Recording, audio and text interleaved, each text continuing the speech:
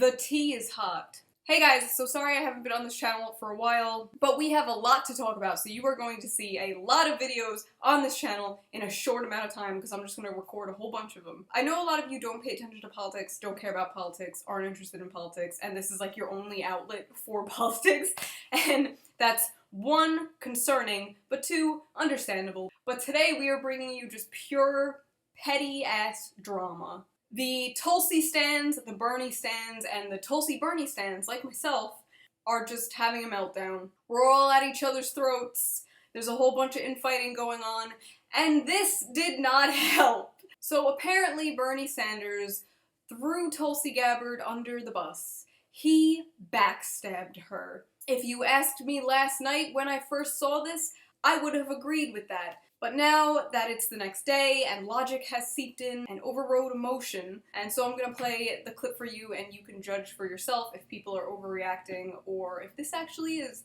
kind of upsetting. Alright, one last quick question for you. I know you don't like to criticize your opponents, so I'm gonna ask you the opposite question. Who else on the stage with you, who else is running for president right now, do you admire?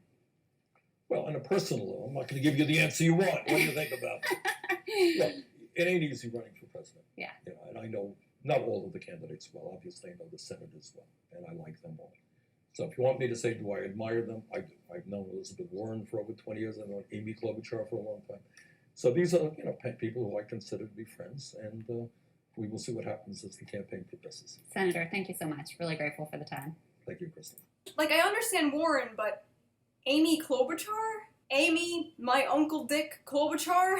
Poor Kay. But yeah, a little background. Tulsi Gabbard worked with Bernie Sanders in 2016. She actually stepped down from her high position in the DNC to support him when he dropped out. This was such a big deal that the DNC emailed Tulsi Gabbard basically telling her to fuck off for not supporting Hillary and supporting Bernie instead. As far as I know, Tulsi is the only Bernie delegate in this race.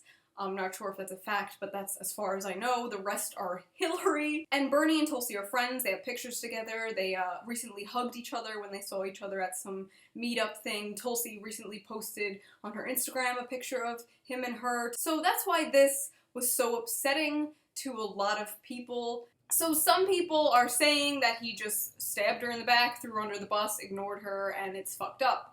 Some people are saying that he was only mentioning senators because he said, I know a lot of the senators like Elizabeth Warren and Amy Klobuchar, and he was just like listing senators, and Tulsi's not a senator.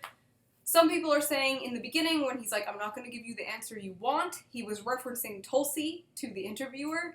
There are some people saying this was a political move, and Tulsi has too much baggage, which would honestly be really sad. But whatever it is, this upsetted Tulsi stans really, really badly because the crossover between Tulsi stans and Bernie stans is like almost a circle. So they were all really upset to see this, and it is kind of upsetting, like especially like all the shit Tulsi is going through right now, with the DNC fucking her over. Bernie knows how that feels, and it's kind of sad to see this. So yes, it was upsetting to see this, even though it's not a huge deal. Some people are like dropping their support for Bernie, like completely. They're like, oh fuck it, I'm done with him. Like, I'm done with him. Like, really? Bernie has said stupid shit in the past, like real dumbass shit before in the past, and I didn't drop him. Like, I don't think this is drop worthy. It's just kind of disappointing. It's like, I'm not angry, I'm disappointed, Bernard. A bunch of conservatives and like centrists and stuff were coming onto my thread where I was like, what the hell, Bernard? And they were like, see, we told you he sucked.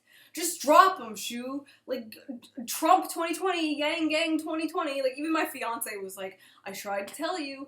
Yeah, so I don't think this is drop worthy at all, but, you know, the tea has been served.